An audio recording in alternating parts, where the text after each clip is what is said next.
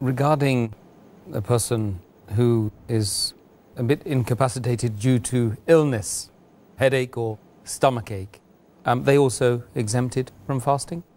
The people who are ill, they are exempted. Allah says in the Quran, in Surah Baqarah, chapter number 2, verse number 185, that if a person is ill and traveling, he can make up his prescribed periods of day of fasting later on.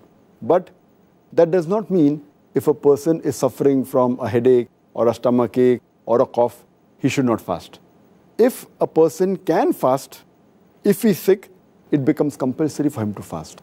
The only time he's exempted is if fasting becomes difficult due to his illness, or if he fasts, his illness would be increased, or his health would deteriorate, or it's compulsory for him to take some medicine due to his illness, then it becomes prohibited. Otherwise, for small issues or for small reasons like cough, like cold, like headache, like stomachache, fasting is compulsory. And the reason Allah subhanahu wa ta'ala has exempted those people who are ill, so that Allah subhanahu wa ta'ala does not want to put a burden.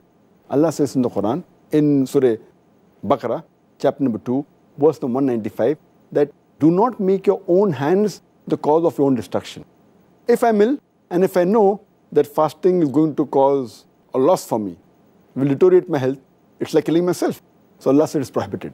So if I know fasting will deteriorate my health, then it becomes prohibited. Similarly, Allah says in the Quran, in Surah Nisa, chapter number 4, verse number 29, that kill not yourselves, for Allah subhanahu wa ta'ala is the most merciful.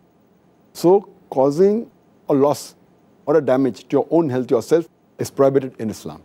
So this exemption is mainly for those people for whom it is difficult or it will deteriorate the health, not for small ailments.